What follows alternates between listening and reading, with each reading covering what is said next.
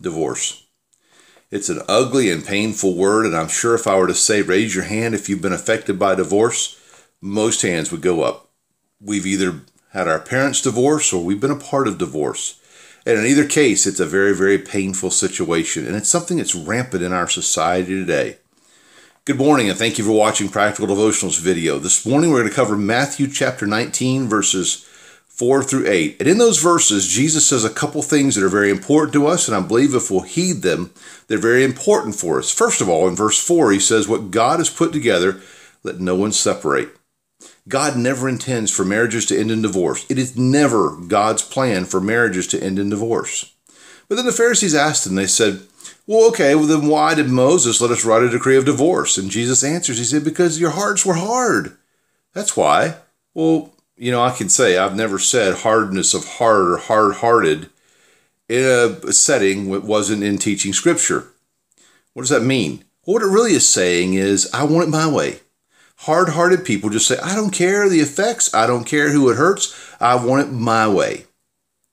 And so a person, after having endured as long as they can, will decide, I'm going to divorce. Let me tell you a little story.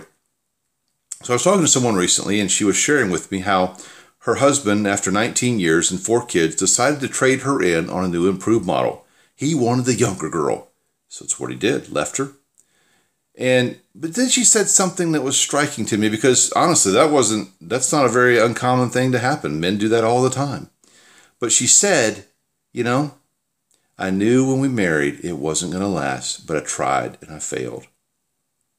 I thought, wait a minute. And as I shared that story with classes of high schoolers later on, they asked the same question. Well, if you knew it wasn't going to last, why did you marry in the first place? Well, here's why. Because we get so committed to a relationship that we feel obligated to move on in the relationship and go deeper. We're so committed, and because we've got so much time invested, I can't tell you the number of people I've heard say at age 18, I just don't want to throw away 3 years of having dated him or her, even though they know there are fatal flaws. I think the problem with our marriages today is more of the choosing of the spouse and not knowing what we're looking for when we're choosing than it is the problems that develop afterwards. Those problems are going to develop because we are who we are and there wasn't a fit to begin with. So my point to you is make a better choice and make better plans when you go out looking for the spouse. Spouses are not like buying a car. Well, this drive's okay for right now. It'll do well for a few thousand miles. I'll trade it in later. No. Take some time on the front end. And this is something we need to teach our kids, our teenagers that are going to be married in 5 to 10 years. Take some time and know what you're looking for.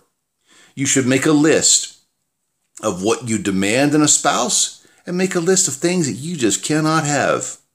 Neil Warren, the founder of eHarmony, says there are must-haves and can't-stands, and he's right. You need to know what you're looking for, and on the first couple of dates you have with someone, it's a job interview. Do you have the must-haves? Do you don't have the can't-stands? And if they have a can't-stand or don't have all the must-haves, then after 2 dates, you don't feel bad about breaking it off. Okay, great, you're a good friend. I'm going to move on now.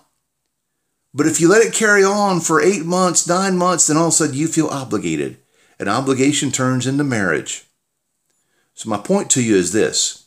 Know what you're looking for.